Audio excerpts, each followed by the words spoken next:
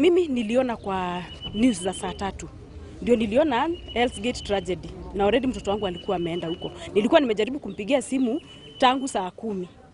Nijue kama wameondoka ama wako aje. Simu haikuwa inaenda through. So wakati niliona that hizo news, mimi kitu nilijijazia already mtoto wangu ni among those, because now simu yake haiendi through, hajanipigia, haja communicate. So the time sasa wakati sasa nilijua hivyo, si nikuanza kuhangaika, tunazunguka huku tu communicate na wale wazazi wengine watoto walikuwa wameenda, hakuna mzazi yako na any information. Hata wakiandikiwa kwa hizo mamawe B1 na mtu ajui kusoma, utafanya nini? Wanafaa kuweka security ya kuzuia watu wasipite, muambiwe don't go beyond this place, watarudi.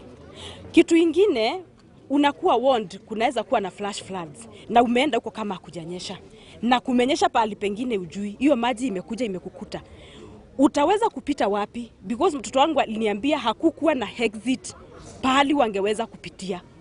Waliona hiyo maji imekuja, ule angeweza kusimama kwa mawe ndio aliweza, au wengine walibebwa wakiwa wanawaona, and there was nothing they could have done because tour guide mwenye walikuwa wamepewa alikuwa already ashawaacha, wako on their own. She's very frustrated. She's very frustrated because she lost 2 friends na walienda akiwa anawaona, na there was nothing she could have done about it. She was just screaming. So pia si pale tulikuwa tumekaa, it was so sad kuangalia mtu ambaye mlikuwa naye pale amechukuliwa na maji, calling out, shouting your name for help, and you can do nothing. Manake you also holding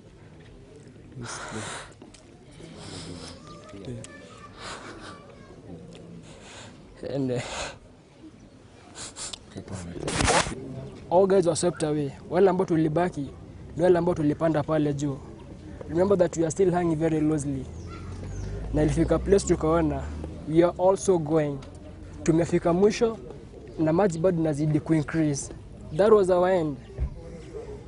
Ilifika place nikaona like the bus was supposed to come back empty, because tumefika mwisho, hatuwezi na mali pengine na maji inazidi increase. But all in all, God alituokoa. Tulikuwa ngapi? Tulikuwa 51. The patron. Yeah, 51 inclusive patron plus patron were 52 in total. 52 in total. Okay, tulio hao watu wa the camp walituambia we have to wait. Walikuwa wametuambia tuende home, tugoje, but we insisted, tukamwambia sisi tuende home. Lazima, we came here as a group and as brothers, so we must wait for our brothers until the last body, whether alive or dead, tuione ndio hii. Waliwaambia any rescue efforts what to make?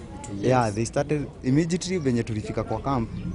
Tulipata the commander. They have started already. Immediately tulifika kwa camp, they have already started, walikuwa wameshaanza rescue. So tulipata the mwenye alikuwa in charge, alikuwa anatuambia we wait. To wait and we hope for the best. But ikafika to a point that giza ikaingia, so they had to abandon the rescue. It was around 3 when we were trying to climb onto the top of the rocks. Then we had only one tour guide, and then he was like, we were a lot, so he had to try to make us get to the top. So my friend and some other guys were left down because they couldn't manage the height.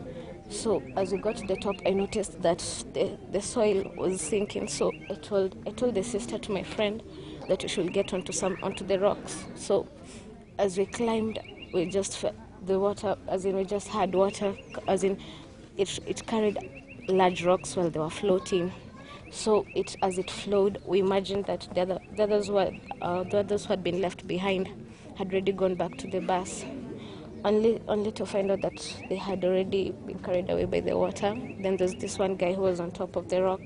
He slid and he fell onto some of the rocks and fell, and it was a waterfall. So he just went down with the water, and so we had to stay there and wait till the tour guides, until they came to rescue us.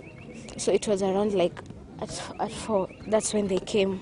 They found us standing. The place was so messy, we could not manage. So they helped us up to the top. So as in that's when we left without getting our friends back. And what did you do yourself to save yourself?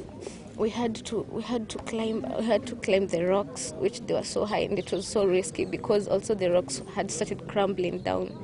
So we had to help each other, and those tour guides that we were given. There's this one tour guide who, he had these whites. So there's a time he came and told us we should get out of that place before it had become worse. But then he left us alone and went with the two tourists and left us alone there. So we had to wait for those people to come back.